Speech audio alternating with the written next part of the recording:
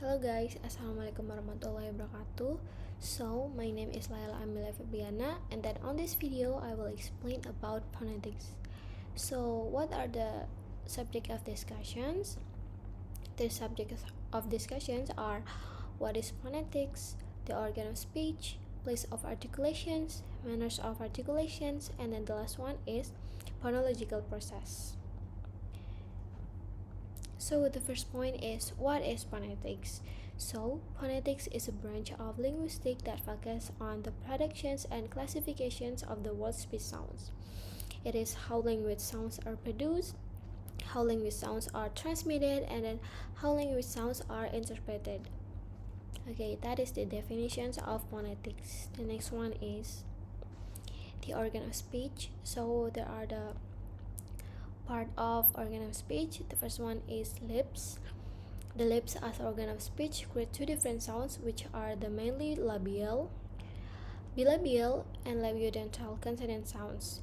Thus, both the upper lips and the lower lips are considered important apparatus in producing a speech sounds. And then the next one is teeth. So this is the teeth. Both the upper teeth and lower teeth are used in producing sounds like dental and labiodental consonant sounds. And then the last one is tongue. This one. The tongue is effective in moving in different directions or shapes in order to make speech sounds. The next one is alveolar ridge. This is the between the upper front teeth and hard palate. This one. Upper teeth and hard palate. And then hard palate. This is a bone plate located at the roof of the mouth. This one. The interactions between the hard palate and the tongue is necessary for the productions of certain sounds. Example like d, t, ch. The next one is soft palate. The soft palate is a vital organ of speech involved in regulating airflow during speech productions, especially in distinguishing between oral and nasal sound. And then the next one is pharynx. This one. It is a tube which begins just above the larynx. It is about 7 cm long, and at its top ends, it is divided into two, one part being the back of the mouth and the other being the beginning of the way through the nasal cavity. And then the last one is uvula, so it is right here. And then this helps preventing air from escaping through the nose while producing sounds. Okay, let's go to the next point. Okay, the next point is place of articulation. So as you can see, there are 8 parts of articulations. The first one is bilabials. It is sounds made using the both upper and lower lips. So the example is pat, pat. The next one is labiodentals. It is sounds produced with the upper teeth against the lower lips, like fun, fun. And then the third one is dentals. It is sound made by placing the tongue teeth behind the upper front teeth. The example is think, think. The next one is interdental or intradental. It is pronunciations with the tongue tip between the upper and lower teeth. So the example is this, this. And then the next one is alveolars. It is sound produced with the front part of the tongue on the bony ridge behind the upper front teeth. So the example is top, top. The next one is alveopalatals, sounds made by placing the tongue at the very front of the palate near the bony ridge, like she, she, she. The next one is velars, sounds produced by placing the back of the tongue against the soft part of the roof of the mouth, like k in cat, cat, cat. And the last one is glottal, sounds produced without active use of the tongue or other parts of the mouth, occurring in the space between the vocal cords and the larynx. So the example is hat, hat. So let's go to the next slide. It is manners of articulations. Okay, so manners of articulations are 5. The first one is stop, fricative, affricate, nasal, and approximants. So the first one is stop. It is a sound formed by completely blocking the airflow and then releasing it suddenly. The example is p, p, t, t, k, then k. You can try it by yourself. And then the next one is fricative. It is a sound produced by forcing air through a narrow channel, creating frictions. Example like f, f, s, s, sh, and s. The next one is affricate. So this is a combination of a stop and a fricative. It begins with a complete blockage of airflow and then release into a narrow constrictions, like the word k, echo, echo, k, k.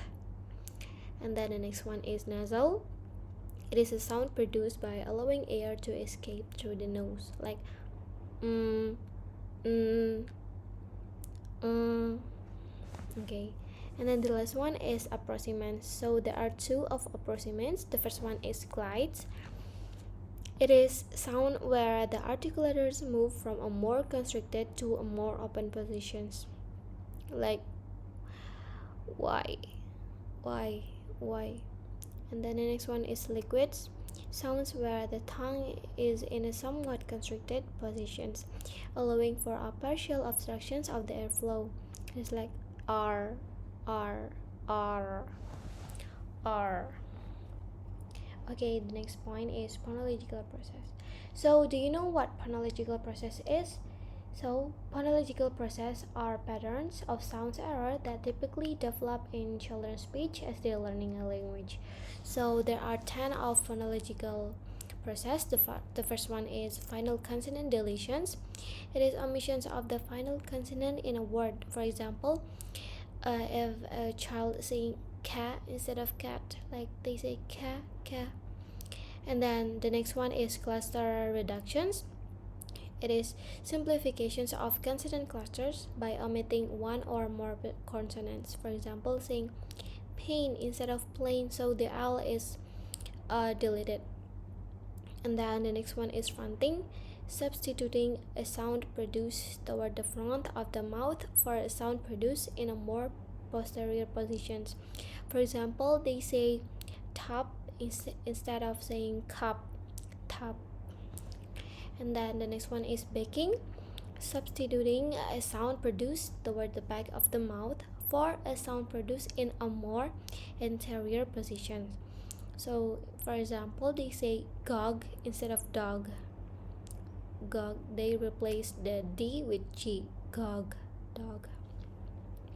And then the next one is stopping. It is replacing fricatives or affricatives with stops. For example, they say top instead of shop. So the sh, they replace it with top. Okay, so the next one is gliding. It is substituting a glide, W or G, for a liquid like L or R. For example, they say wabbit instead of rabbit. They say wabbit, wabbit, because they can't say R, rabbit, so they use wabbit. And then the next one is vowelizations or vocalizations. It is adding a vowel sound between consonants, especially in syllable final positions. For example, they say bada instead of bottle. So bada means bottle. And then the next one is reduplications. It is repeating a syllable or part of a syllable. For example, they say baba instead of bottle. Ba, bottle, ba, ba. So they're repeating the syllable. And then the next one is initial consonant deletions. So it is omissions of the initial consonant in a word. For example, they say at instead of cat. So the C is missing. And then the last one is prevocalic voicing. So it is voicing a normally voiceless consonant occurring before a vowel. For example, saying bun instead of sun, bun, sun. Okay, that's it for the phonological process. That's it for this topic. So thank you so much for your attentions. I hope you can know something from my video. Thank you so much. Bye bye. Assalamualaikum warahmatullahi wabarakatuh.